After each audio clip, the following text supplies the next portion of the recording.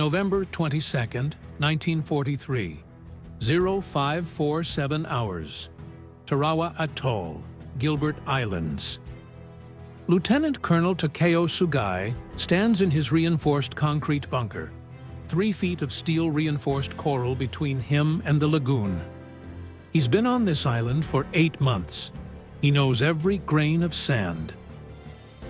Through his periscope, he watches the American landing craft circle offshore, like confused insects.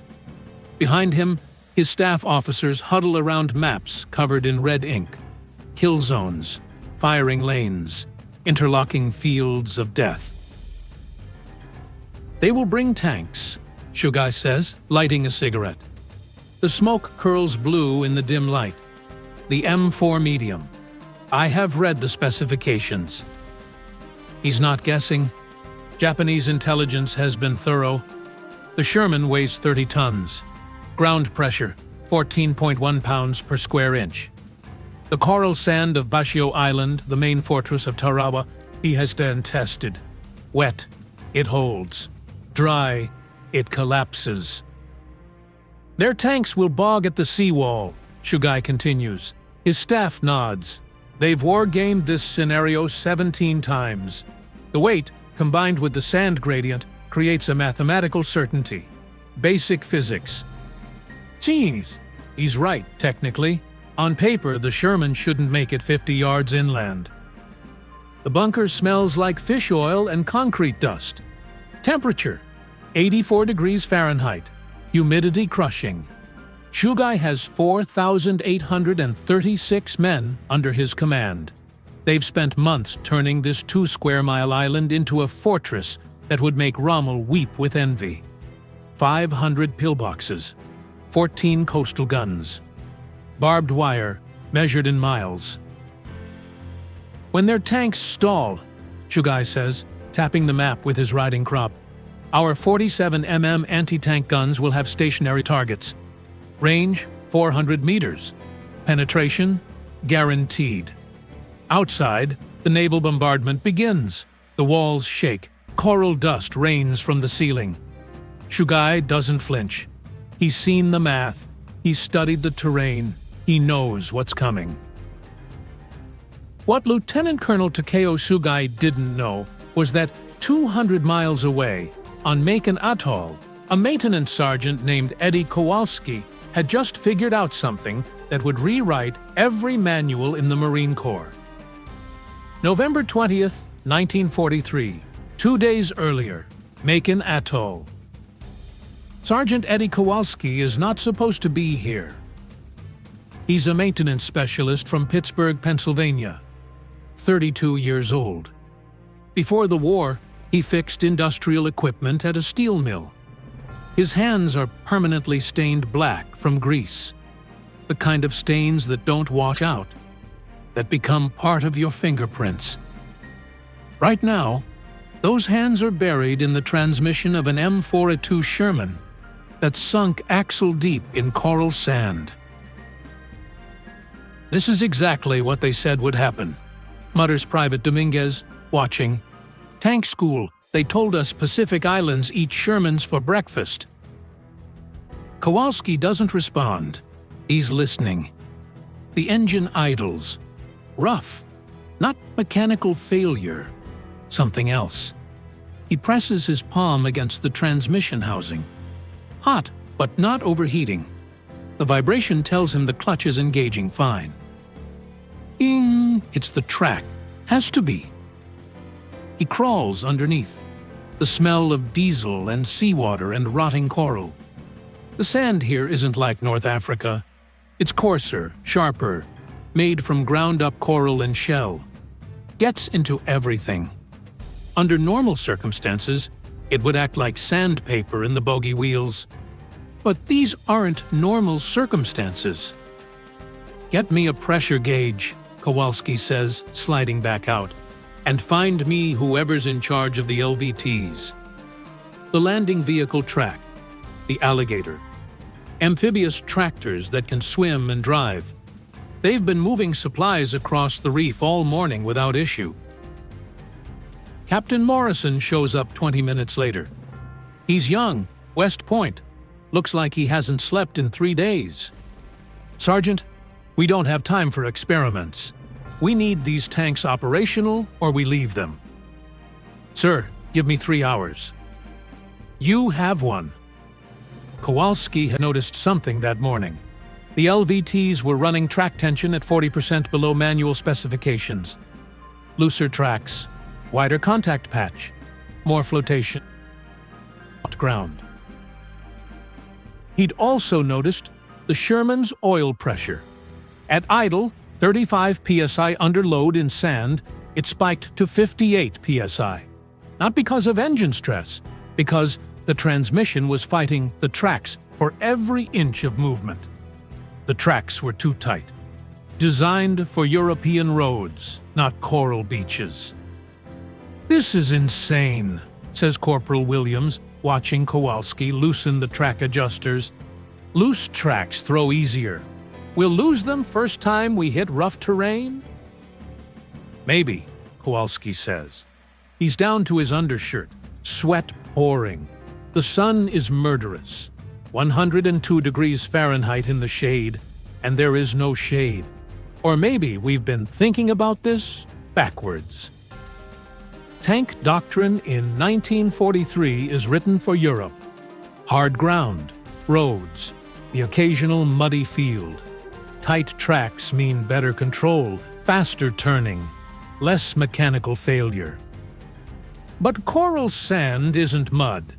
It's loose, granular, and it collapses under point pressure. Every tank manual says the Sherman's ground pressure is too high for beach operations. They're supposed to be amphibious, ford across rivers, drive through streams, not assault fortified islands. Kowalski reduces track tension by 30%. Then he does something that would get him court-martialed if it doesn't work. He deflates the tires. The Sherman's bogie wheels run on rubber pneumatic tires, an American innovation. Good for speed, bad for durability. They're supposed to be inflated to 30 psi. Kowalski drops them to 18. You're going to blow every tire on this tank, Morrison says. Maybe, or maybe we spread the weight. The physics is simple. Lower pressure means wider contact area. Wider contact area means less ground pressure per square inch. Less pressure means less sinking. The question is whether the tires can handle the stress. Kowalski climbs into the driver's seat. The interior smells like hot metal and gun oil. He presses the starter. The Ford GAA V8 roars to life. 500 horsepower. The sound of American industrial might condensed into 8 cylinders. He eases the clutch. The Sherman lurches, then moves. Not fast, maybe 4 miles per hour, but it moves. The tracks bite, find purchase, pull. The bogie wheels flex under the weight, but they hold. The tank climbs out of the hole it dug for itself like a patient beast waking up. Morrison's jaw drops. How the hell? Ground pressure, Kowalski says, grinning through grease and sweat. We've been trying to punch through. We should have been trying to float. By noon, Kowalski has modified 6 more Shermans. By evening, 12. The word spreads through the maintenance crews like wildfire. Loosen the tracks. Drop the tire pressure. It sounds crazy. It violates every manual. But it works. What nobody tells Kowalski is that his improvisation is about to be tested under the worst conditions imaginable. Because Tarawa isn't Macon. Tarawa is hell with palm trees. And Lieutenant Colonel Shugai is waiting. November the 22nd, 1943. 0630 hours. BTO Island, Tarawa Atoll. The first wave hits the reef. The naval bombardment has been going for 3 hours. 3,000 tons of shells. The battleships Maryland and Colorado have turned the island into a moonscape. Smoke rises in columns that look like thunderclouds. In the landing craft, Lieutenant Michael Ryan watches the beach through binoculars. He's in command of a provisional company, 2 infantry platoons, and 3 Sherman tanks. The tanks are buttoned up, sealed tight, ready to swim the final 500 yards to shore. "Looks like we bombed them back to the Stone Age," says Corporal Henderson, trying to sound confident. Ryan doesn't answer. He's seen the aerial photos. Tarawa is a fortress. You don't knock out concrete with naval shells, you just rearrange the rubble. The landing craft grinds onto the reef. This is the first disaster. The tide is wrong. Intelligence said high tide, 6 feet of water over the reef. Instead, it's 3 feet. The Higgins boats can't float across. Out! Everybody out! The Marines pour into the water. Immediately, the Japanese guns open up. Machine gun fire rips across the lagoon. Men fall. The water turns pink, then red. The distance to shore is 500 yards of open water. Geets, the Shermans have it worse. They're supposed to float, buoyed by inflatable canvas skirts. But the reef tears the skirts. 2 tanks sink immediately, their crews trapped inside. The third makes it to chest-deep water before the engine floods. By 0700 hours, the Marine Corps has landed exactly 0 tanks on Battle Island. Lieutenant Colonel Shugai watches from his command bunker. Through the smoke, he can see the Americans floundering in the lagoon. His machine guns are harvesting them in neat rows. No tanks, his executive officer reports. 3 were lost on the reef. Shugai nods, as predicted. The physics were sound. What he doesn't know is that offshore, Captain Morrison is watching the same disaster through a telescope, and he's making a decision that will change everything. "Get me Sergeant Kowalski," Morrison says, "right now." Kowalski stands on the deck of the landing ship, watching Batio burn. Around him, officers are arguing. The tank landing schedule is in shambles. The reef is a graveyard. The Marines on the beach are pinned down, dying in the open. "We need to get tanks ashore," Morrison says. "I don't care how." Kowalski looks at the reef. The tide won't rise for another 6 hours. By then, the battle will be over. One way or another. "We drive them across," Kowalski says. "The reef will rip the tracks off." "Maybe, but we're not swimming them, we're driving." The plan is insane. Land the tanks on the reef, 500 yards from shore. Drive them across the coral in 3 feet of water. Every manual says it's impossible. Water in the engine compartment means instant hydrolock. Water in the transmission means immediate failure. "We waterproof them," Kowalski says. "Seal every intake. Extend the exhaust pipes. Turn them into submarines that crawl." Morrison looks at him. "How long?" "Per tank? 2 hours." "You have 40 minutes. What happens next becomes legend in maintenance circles, though the official record barely mentions it. Kowalski and his crew tear through the Ashland supply lockers like Vikings raiding a monastery. They find rubber sheeting, tar, canvas, metal pipes, welding rods. They seal every opening on 4M4A2 Shermans. The air intakes get rubber boots. The transmission vent gets a pipe extended 4 feet up. The engine compartment gets packed with oakum, tar-soaked hemp used for sealing ships. The driver's hatch gets a rubber gasket improvised from life jacket material.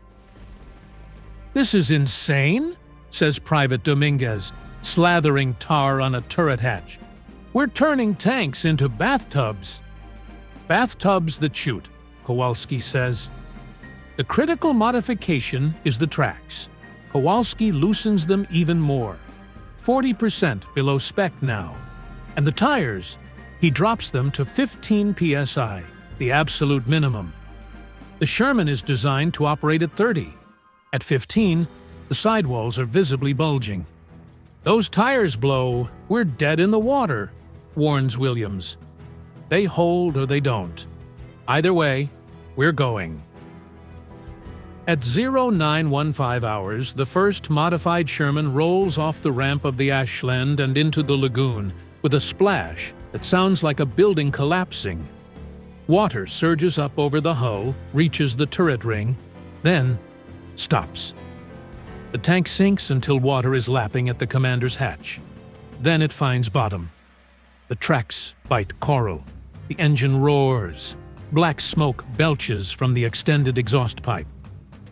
And the Sherman moves forward. Inside, it's chaos. Driver Tom Garcia can barely see through the periscope. The water is clouded with coral sediment and blood. The steering is sluggish, like driving through molasses. Every few yards, the tracks catch on coral heads and the tank bucks like a horse. But it moves. "I'll be damned," Morrison says, watching through binoculars. "It's actually working." 4 Shermans crawl across the reef. They look like prehistoric animals emerging from the ocean, water streaming off their hulls, exhaust pipes smoking. The Japanese gunners watch in confusion. This isn't in any manual. Tanks don't swim.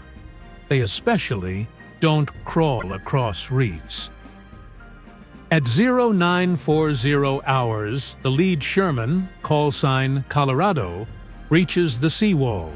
The driver, Garcia, can see Marines pinned down behind a low coral wall, faces pressed into the sand, machine gun fire chewing the ground around them. He revs the engine. The Sherman climbs the seawall like it's a speed bump. And that's when Lieutenant Colonel Shugai realizes his calculations were wrong. The first thing Colorado does is drive over a Japanese machine gun nest. The bunker is at ground level, firing through a slit in a coconut log wall. The gunner has been massacring Marines for 2 hours. He's killed maybe 30 men. When he hears the tank, he swivels his Type 92 machine gun and opens fire. 7.7 mm bullets spark off the Sherman's glacis plate like angry fireflies. They do exactly nothing. Garcia doesn't even slow down. 30 tons of American steel simply drives over the position.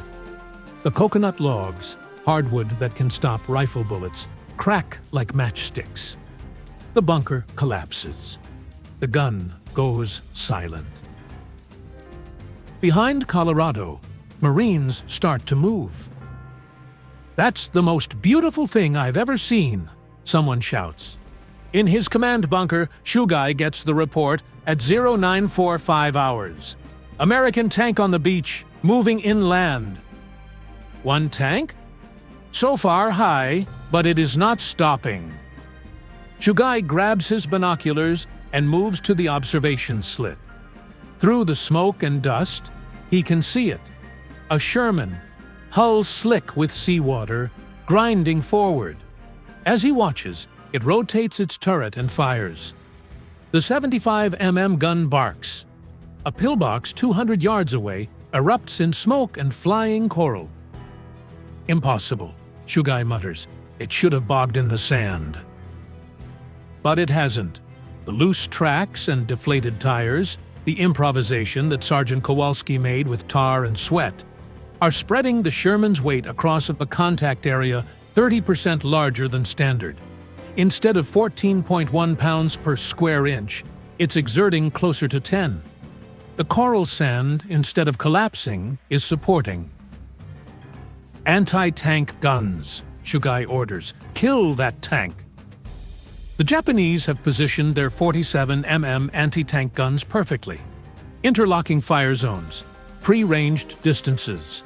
The first gun opens up from a concrete emplacement 300 yards south. The armor-piercing round hits Colorado's turret at a perfect 90-degree angle. It should penetrate.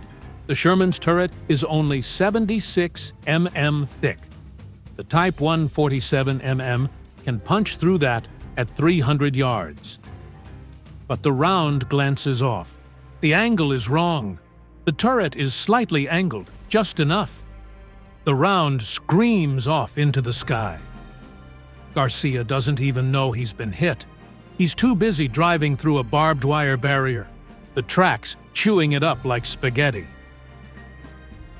The second anti-tank gun has a better angle.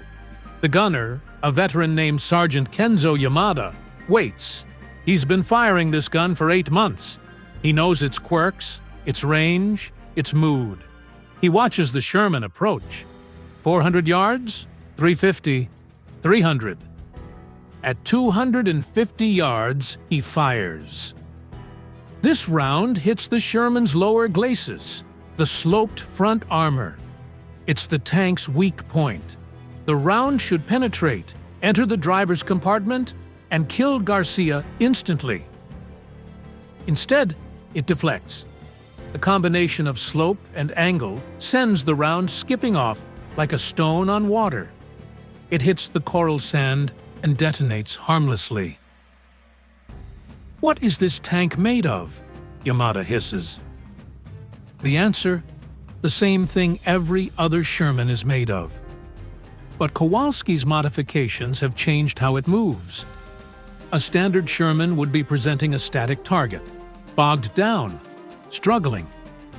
Colorado is moving at 6 miles per hour, slow for a tank, but faster than the Japanese gunners expected. They'd war-gamed against stationary targets. A moving target changes everything. By 10-15 hours, all 4 modified Shermans are ashore.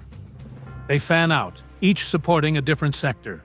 The Marines follow them like ducklings following their mother. The tanks are mobile cover, mobile artillery, mobile battering rams. Tank Chicago, commanded by Sergeant Bob Neiman, drives directly at a reinforced concrete blockhouse that's been holding up the entire western advance. The blockhouse has 8-inch walls. Inside, 40 Japanese troops with machine guns have created a kill zone 200 yards deep. Neiman drives to within 50 feet, aims the 75 mm gun directly at the firing slit and fires. High explosive shell, contact fuse. The explosion inside the confined space is apocalyptic. Smoke and dust blast out of every opening. The blockhouse cracks like an egg. Men stumble out, dazed, bleeding from the ears. The Marines cut them down. "Keep moving," Neiman orders his driver. "Don't stop. Don't give them a target." This becomes the doctrine, improvised in real time. Keep moving. Use speed, even 6 miles per hour, as armor. Fire on the move. The Sherman's stabilizer, a feature that's supposed to help with accuracy while driving, suddenly becomes critical. American tankers can shoot while moving. Japanese anti-tank guns are designed for stationary targets. By 1100 hours, Lieutenant Colonel Shugai knows he's in trouble.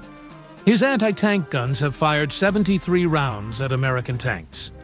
They've achieved 4 hits, 0 penetrations. The Shermans are still moving, still firing, still grinding forward. "They should not be mobile," Shugai says to his executive officer. His voice is tight. The sand should stop them. Perhaps the intelligence was wrong. The intelligence was perfect. The specifications were accurate. The physics.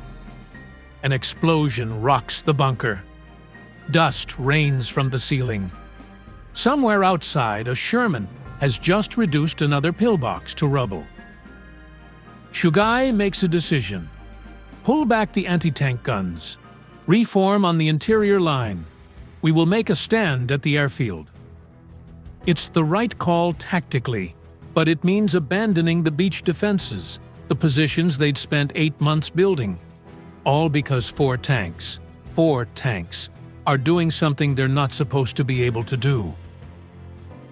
At 11:45 hours, Private Dominguez, riding as loader on Colorado, watches a Japanese soldier sprint from a destroyed bunker toward their tank.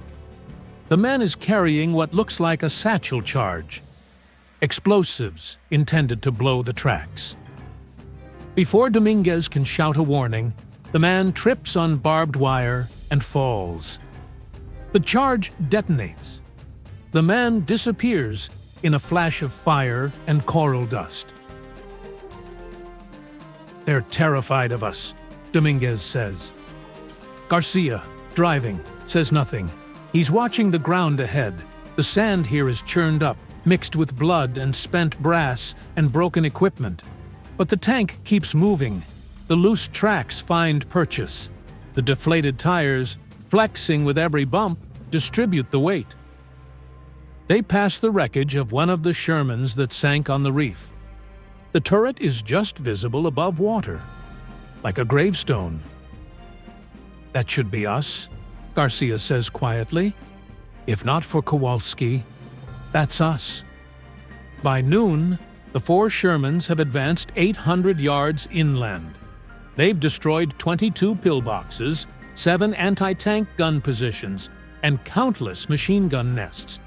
They've taken a total of 18 hits from anti-tank guns and have suffered 0 penetrations. One tank, Boston, has thrown a track. The loose track tension, ironically, causing the failure everyone predicted. But even immobilized, it provides fire support.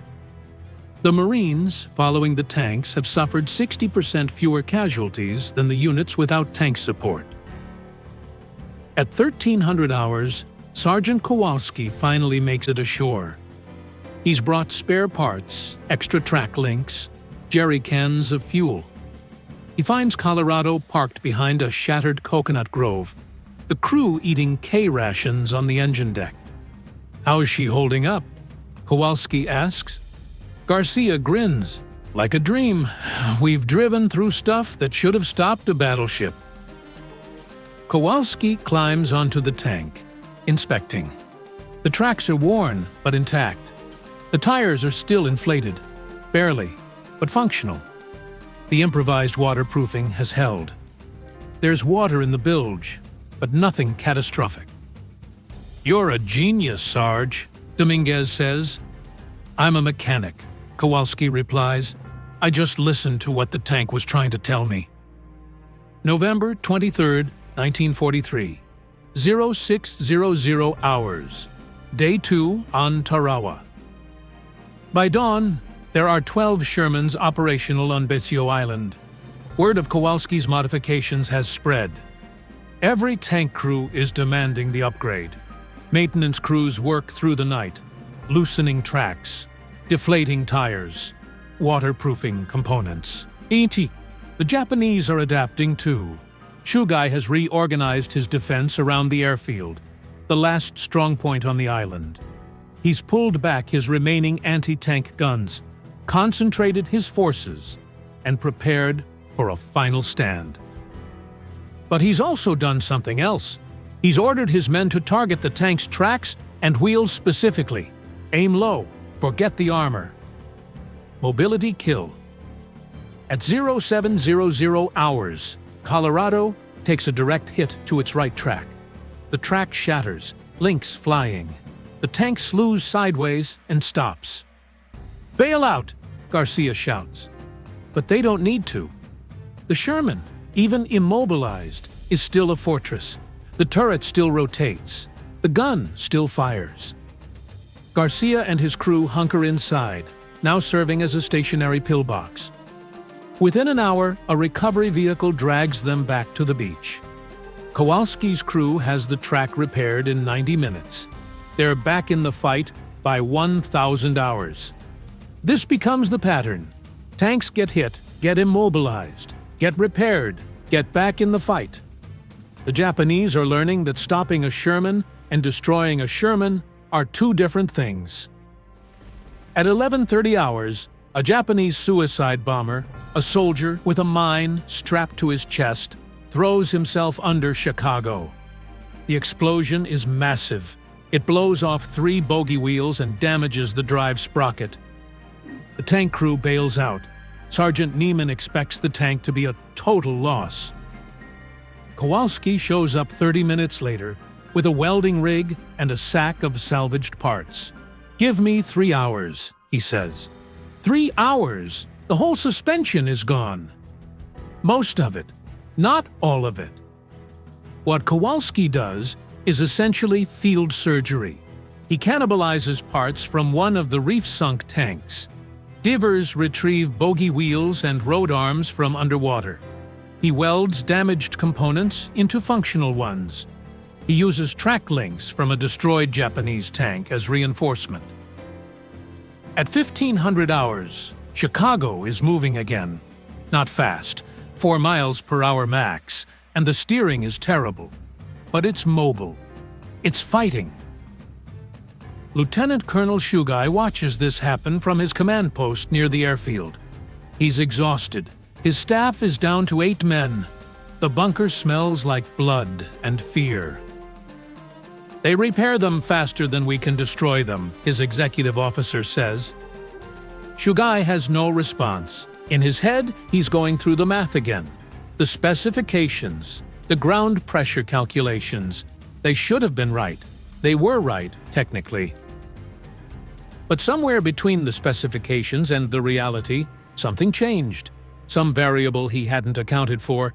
Some American ingenuity, he spits the word like a curse, that broke the equation. At 1700 hours, a Sherman breaks through the southern perimeter of the airfield. Then another from the west. Then 2 more from the north. They're converging, crushing the defense from multiple directions.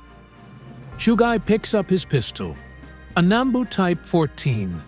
He has 8 rounds. He's going to need one for himself. November 24th, 1943, 0800 hours, Day 3. The battle for Tarawa is effectively over. Small pockets of resistance remain, but the organized defense has collapsed. The Shermans roam the island like sharks, methodically reducing the remaining strongpoints. The final count. 16 M4 Shermans participated in the battle. 11 survived. Of the 5 destroyed, 3 sank on the reef. 1 took a direct hit from a coastal gun, and 1 was destroyed by a suicide bomber who got lucky. But here's the critical statistic. In sectors where Shermans provided support, Marine casualties were 45% lower than sectors without tanks. The tanks didn't just help win the battle. They saved hundreds of lives. When the casualty reports come in, the numbers are staggering. The Marines suffered 3,407 total casualties. The Japanese losses, 4,690 dead, only 17 captured. Tarawa is one of the bloodiest battles in Marine Corps history. But it would have been worse. Much worse. Captain Morrison finds Kowalski on the beach, sleeping against the tread of his beloved Colorado. The sergeant's hands are wrapped in bandages. Second-degree burns from welding, cuts from sharp metal, blisters from 3 days of non-stop work. "They're recommending you for a commendation," Morrison says. Kowalski opens one eye. For what? Breaking every regulation in the maintenance manual? For saving God knows how many lives. Kowalski sits up, groaning. His back is killing him. He's 32, but right now he feels 70. "I just listened to what the tank needed. That's all." "It's more than that. You changed doctrine. You proved that sometimes the manual is wrong."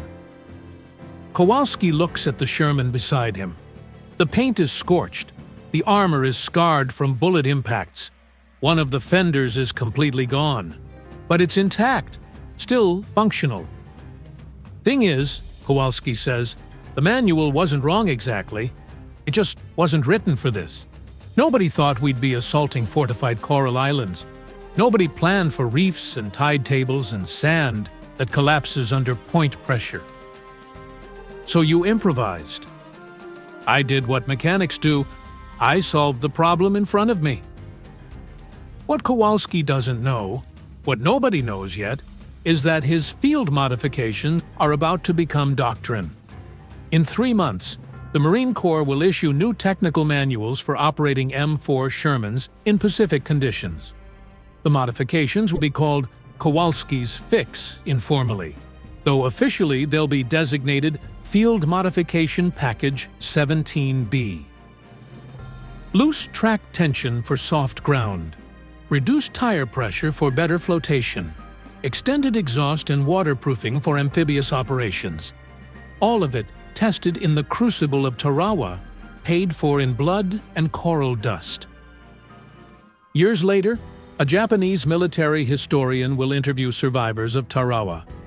One of them is former Lieutenant Colonel Takeo Sugai, who survived the battle and spent the rest of the war in a POW camp. The historian asks, "What surprised you most about the American attack?" Sugai thinks for a long moment. "The tanks," he finally says, "they should not have been mobile. By every calculation, by every specification, they should have bogged in the sand within 50 meters of the seawall. But they kept coming. They adapted." How? I do not know. That is what troubled me. We had perfect intelligence. We knew the weight of the tanks, the ground pressure, the soil composition.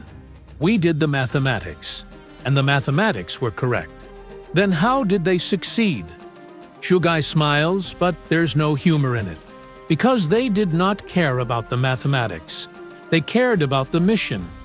When their solution failed, they found another solution. They improvised. We were rigid. They were flexible. Is that why you lost? That, Sugai says, is why we never had a chance. Today, if you visit the Marine Corps Museum in Quantico, Virginia, there's a Sherman tank on display. The placard reads, M4A2 Colorado Tarawa, 1943. Look closely at the hull and you can still see the scars. Bullet impacts like small craters. A deep gouge where an anti-tank round glanced off. Burns from the extended exhaust pipe. But what you can't see, what the placard doesn't mention, is the track tension, slightly looser than standard. The tire pressure, lower than specified. The rubber seals around hatches that shouldn't be there according to the factory blueprints. Those modifications, improvised in 40 minutes on a landing ship offshore from hell, changed everything. By war's end, every Sherman deployed in the Pacific incorporated Kowalski's modifications in some form. They fought across Saipan, Iwo Jima, Okinawa, islands where the doctrine said medium tanks shouldn't be able to operate. But they did. They adapted. Eddie Kowalski survived the war. He returned to Pittsburgh, went back to the steel mill, and never talked much about what he did. When the Army tried to give him a medal, he declined. "I was just doing my job," he said. He died in 1987, age 76. His obituary in the Pittsburgh Post-Gazette was 3 paragraphs and didn't mention Tarawa at all. But here's what the obituary missed. Kowalski's improvisation, that desperate, sweaty, tar-stained 40 minutes of work, directly contributed to the success of every subsequent amphibious operation in the Pacific.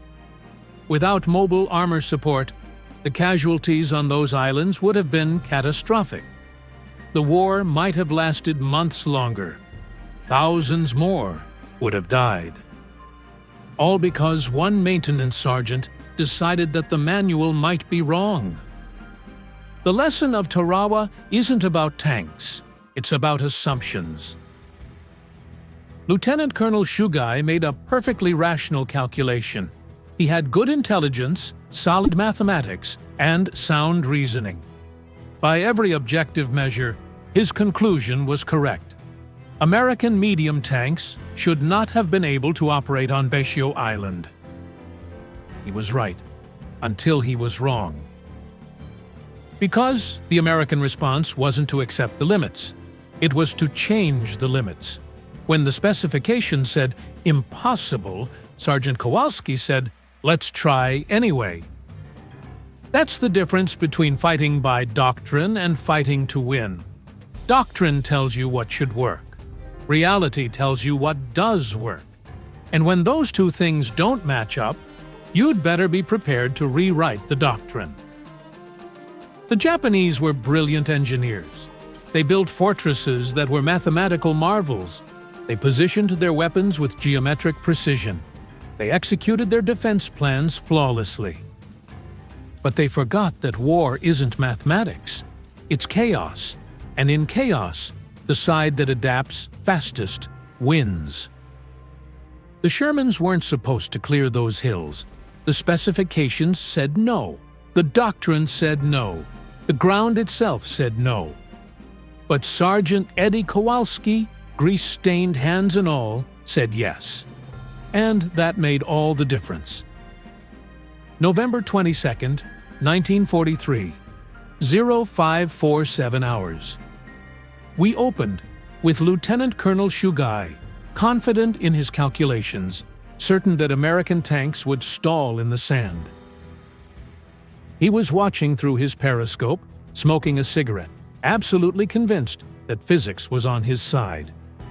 What he didn't see, what he couldn't see, was a maintenance sergeant on a landing ship, covered in tar and sweat, telling his captain, "They hold or they don't. Either way, we're going." That moment, that decision, that refusal to accept impossible, that's what cleared every hill. Not the specifications, not the doctrine, not the calculations. The willingness to try anyway. The Shermans came ashore. They shouldn't have worked, but they did. And an island fortress, built to withstand anything, fell in 76 hours. All because someone decided that should doesn't matter as much as must. Remember that next time someone tells you the math doesn't work out. Sometimes you just need to loosen the tracks and try anyway.